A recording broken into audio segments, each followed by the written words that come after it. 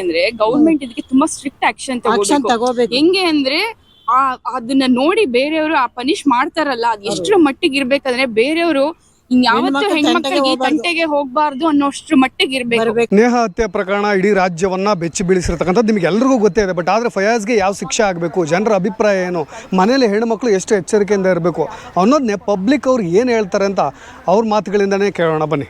ಈಗ ಬೇರೆ ಕಡೆ ನಾವು ಬೇರೆ ದೇಶಗಳೆಲ್ಲ ನೋಡ್ತೀವಿ, ದುಬೈನಲ್ಲಿ ಆಗಿರ್ಬೋದು, ಇನ್ನೊಂದಾಗಿರ್ಬೋದು, ಅಲ್ಲೆಲ್ಲ ಎಷ್ಟು ಸ್ಟ್ರಿಕ್ಟ್ ಆಗಿದೆ.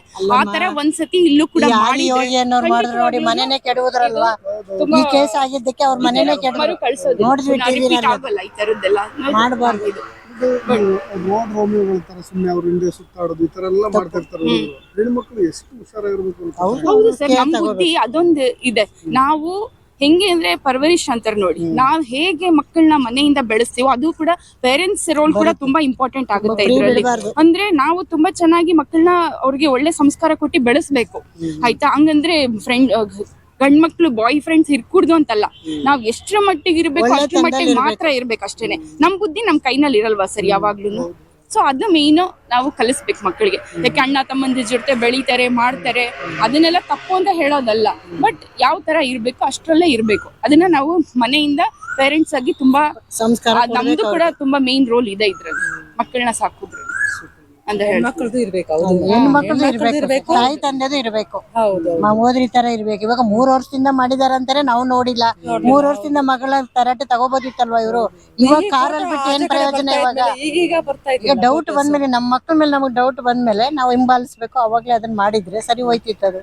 ಇವಾಗೆಲ್ಲ ಮುಗಿದ ಕತೆ ಹೋಯ್ತಾ, ಜೀವನ ಅವಳ್ದು ಹಾಳಾಯ್ತು, ಇವಂದು ಹಾಳಾಯ್ತು. ಇವನು ಜೈಲ್ ಕುತ್ಕೊತಾನೆ, ಅದು ಮಣ್ಣು ಸೇರ್ಕೊಳ್ಳುತ್ತೆ. ಏನ್ ಕತೆ? ಇದಕ್ಕೆ ಬೇಗನೆ ಒಂದು ಶಿಕ್ಷೆ ಹಾಕ್ಬಿಡ್ಬೇಕು ಸರ್. ಈಗ ಅವ್ರನ್ನ ಆ ಕೋರ್ಟ್ ಅಂತೆ, ಈ ಕೋರ್ಟ್ ಅಂತೆ, ಇನ್ನ ಸ್ವಲ್ಪ ಹೀಗೆ ಡ್ರ್ಯಾಗ್ ಮಾಡ್ತಾ ಹೋದ್ರೆ ಆಮೇಲೆ ಜನಗಳಿಂದ ತಲೆಯಿಂದನೂ ಇದು ಸ್ವಲ್ಪ ಮರ್ತಂಗ ಆಗ್ಬಿಡುತ್ತೆ. ಏನಾಗುತ್ತೆ ಏನು ಅನ್ನೋದೇ ಗೊತ್ತಾಗಲ್ಲ. ಯಾರೋ ತುಂಬಾ ಇಂಟ್ರೆಸ್ಟ್ ಇರೋರು, ಅದೇ ನಿಮ್ ಮೀಡಿಯಾದವ್ರದವ್ರು ಅದನ್ನ ಫಾಲೋ ಅಪ್ ಮಾಡ್ತಾರೆ. ನಮ್ ತರ ಕಾಮನ್ ಪೀಪಲ್ ಅದ್ರ ಬಗ್ಗೆ ತಲೆ ಕೆಡಿಸ್ಕೊಳ್ಳೋದೇ ಇಲ್ಲ, ಮರ್ತೇ ಬಿಡ್ತೀವಿ ನಾವು. ಸೊ ಅದಕ್ಕೆ ಏನಂದ್ರೆ ಇದು ಆದಷ್ಟು ಬೇಗ ಶಿಕ್ಷೆ ಆಗೋದು, ಮತ್ತೆ ಆದ್ರೆ ಒಳ್ಳೇದು. ಶಿಕ್ಷೆ ಅಂದ್ರೆ ಹೆಂಗೆ ಅಂದ್ರೆ ಹೇಳೋದು ಎನ್ಕೌಂಟರ್ ಆಗ್ಬೇಕು ಸರ್. ಹೌದು ಸರ್, ಆಗ್ಬೇಕು. ಏನ್ ಕೋರ್ಟ್ ಬೇಡ, ಜೈಲು ಬೇಡ, ಏನು ಬೇಡ.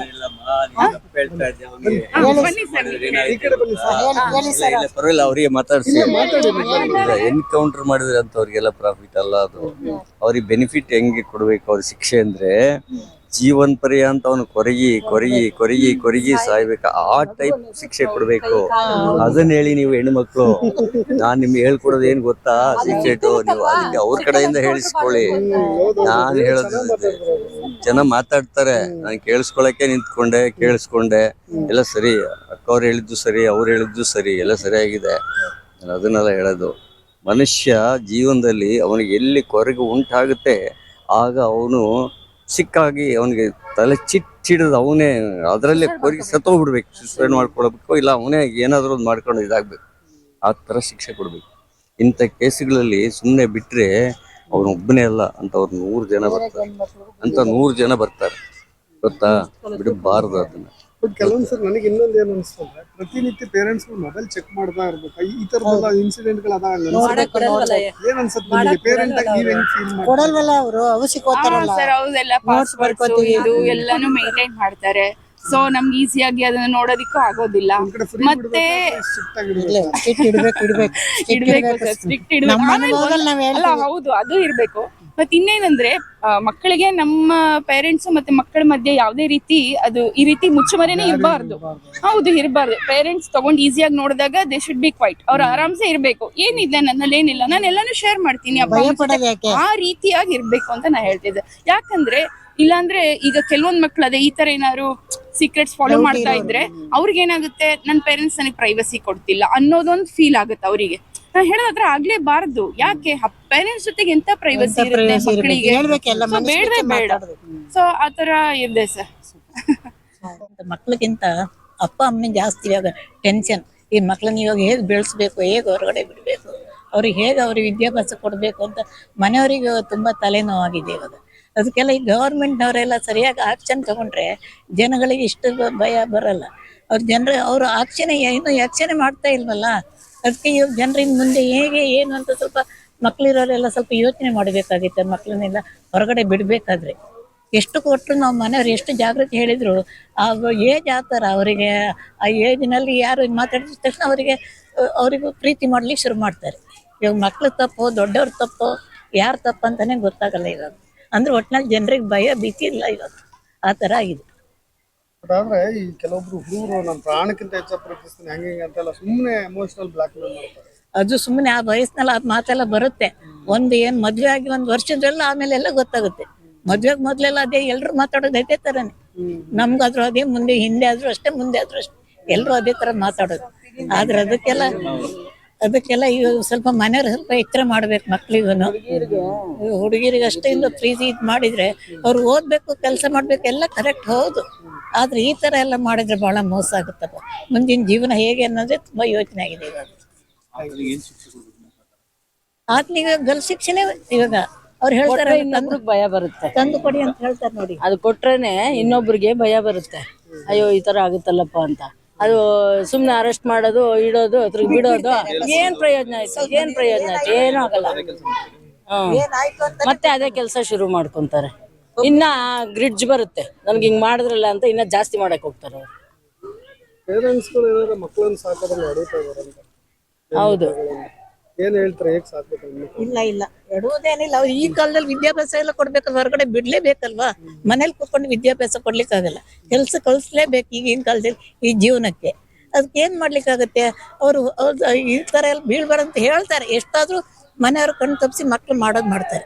ಮಕ್ಳಿಗೆಲ್ಲ ಅಷ್ಟು ತುಂಬಾ ಕಾಯಿಲೆ, ಅವ್ರು ಹಿಂದೆ ಹೋಗ್ಲಿಕ್ಕೆ ಆಗಲ್ವಲ್ಲ, ಆಫೀಸ್ಗೆ, ಸ್ಕೂಲ್ಗೆ, ಎಲ್ಲ ಕಡೆ ಹೋಗ್ಲಿಕ್ಕೆ ಆಗಲ್ಲ. ಬುದ್ಧಿ ಹೇಳ್ಬೋದು, ಅದ್ ಮಕ್ಳು ಅದನ್ನ ತಿಳ್ಕೊಬೇಕು. ಏನ್ ಮಾಡೋದು? ಫ್ರೆಂಡ್ಸ್ಗಳು ಬೇರೆ ಇರ್ತಾರೆ, ಅವರಿಂದ ಅರ್ಧ ಕೆಟ್ಟೋಗ್ತಾರೆ. ಈ ನಾರ್ತಿಂದ ಫಾರಿನಿಂದ ಎಲ್ಲ ಬಂದ್ಬಿಡ್ತಾರೆ ಫ್ರೆಂಡ್ಸ್ಗಳು. ನಮ್ದು ಕಸ್ಟಮ್ಸ್ ಇದಿಲ್ಲ, ಏನೂ ಇಲ್ಲ, ನಮ್ಮ ಧರ್ಮ ಇಲ್ಲ, ಏನೂ ಇಲ್ಲ, ಇದು ಮಾಡ್ಬಿಟ್ಟು ಎಲ್ಲ ಕೇರ್ ಇಲ್ದಲ್ಲೇ ಮಾಡ್ಬಿಡ್ತಾರೆ. ಆ ವಯಸ್ಸಿನಲ್ಲಿ ಯಾರು ಜಾಸ್ತಿ ನಮ್ಗೆ ಇದು ಮಾಡ್ತಾರ ಅವ್ರದ್ದೇ ಕರೆಕ್ಟು ಅಂತ ತಿಳ್ಕೊಂಡ್ಬಿಡ್ತಾರೆ. ಮನೆಯವ್ರದೆಲ್ಲ ಸುಮ್ಮನೆ ಸಿಲ್ಲಿ, ಇವರೆಲ್ಲ ಏನೋ ಇದು ಮಾಡ್ತಾರೆ, ಅದು ಮಾಡ್ತಾರೆ ಅಂತ ಮಾತು ಕೇಳಲ್ಲ. ಫಸ್ಟು ಮುಸ್ಲಿಂನವ್ರನ್ನ ಇದು ಮಾಡ್ಕೊಬಾರ್ದು. ಏನ್ ಹೇಳಿದ್ರು ಕೇಳಲ್ಲ. ನಾನೇ ಫಸ್ಟು ನಿಂಗ್ ಲವ್ ಮಾಡ್ತೀನಿ, ನನ್ ಮದ್ವೆ ಆದ್ಮೇಲೆ ಏನೇನೋ ನೋಡ್ಕೊಂತೀನಿ ಅಂತ ಹೇಳ್ತಾರೆ. ಆದ್ರೆ ಕೇಳಲ್ಲ ಅಲ್ವಾ, ಹೆಣ್ಮಕ್ಳು ಕೇಳಲ್ಲ, ಗಂಡ್ಮಕ್ಳು ಕೇಳಲ್ಲ. ಮೋಸ ಬೇರೆ ತುಂಬಾ ಹೆಸರುಗಳೆಲ್ಲ ಬದಲಾಯಿಸ್ಕೊಂಡ್ಬಿಟ್ಟು ಹಿಂದೂಸ್ ಅಂತ ಹೇಳ್ಬಿಟ್ಟು ಕೆಲವ್ರು ಹಂಗೆ ಮಾಡಿದ್ದಾರೆ. ತಿಳಿದಿರೋರು ನಾನು ಲಿಂಗಾಯಟ್ಸ್ ಅಂತ ಹೇಳ್ಬಿಟ್ಟು ಮದುವೆ ಮಾಡ್ಕೊಂಡ್ಬಿಟ್ಟು ಆಮೇಲೆ ಒಂದು 6 ತಿಂಗಳಾದ್ಮೇಲೆ ನಾವು ಮುಸ್ಲಿಂ ಕನ್ವರ್ಟ್ ಆಗೋಣ ಅಂತಾರಂತೆ. ಅವನು ಅದಕ್ಕೆ ಬೇಡ, ನಿನ್ ಜಾತಿನೂ ಬೇಡ, ನನ್ನ ಜಾತಿನೂ ಬೇಡ, ಮುಸ್ಲಿಮ್ಗೆ ಹೋಗೋಣ ಅಂತಾರಂತೆ. ಯಾಕೆ? ನೀನು ಲಿಂಗಾಯಟ್ಸ್ ಆದ್ರೂ ಆಗು, ನಾನು ಒಪ್ಕೊಂತೀನಿ. ನೀನು ಬೇರೆ ಬ್ರಾಹ್ಮಿನ್ಸ್ ಆದ್ರೂ ಆಗು, ಒಪ್ಕೊಂತೀನಿ. ಮುಸ್ಲಿಂ ಯಾಕೆ ಆಗ್ಬೇಕು? ಅವನು 2 ಜಾತಿ ಬಿಟ್ಟು, ಗಂಡ ಹೆಂಡ್ತಿದ್ ಇಬ್ರದ್ದು ಬಿಟ್ಟು ಮುಸ್ಲಿಂ ಆಗ್ಬೇಕಂತೆ. ಈ ಥರ ಎಲ್ಲ ನಡೀತಾ ಇದೆ. ಮದುವೆ ಆಗೋಗಿರುತ್ತೆ, ಏನ್ ಮಾಡ್ತಾರೆ ಇವರು? ಸಾಧು ಪ್ರಾಣಿಗಳು ಪಾಪ ಮನೆಯವರು. ಚಟಗಳ ಬಗ್ಗೆ ಏನ್ ಹೇಳ್ತಾರೆ ಮ್ಯಾಮ್? ಹುಡುಗರು ಚಟಗಳು ಈಗ ಇತ್ತೀಚೆಗೆ ಗಾಂಜಾ, ಅದು ಗಾಂಜಾ ಅಂದ್ರೆ ಎಲ್ಲ ಟಿವಿ ನೋಡಿ ಅದೆಲ್ಲ ಸಪ್ಲೈ ಬೇಗ ಸಿಗುತ್ತೆ. ಮೊದ್ಲಿನ ಜನಕ್ಕೆ ಅದೆಲ್ಲ ಗೊತ್ತೇ ಇರ್ಲಿಲ್ಲ. ಇವಾಗೆಲ್ಲ ಸಿಕ್ಕೋದು ಜಾಸ್ತಿ ಆಗಿದೆ.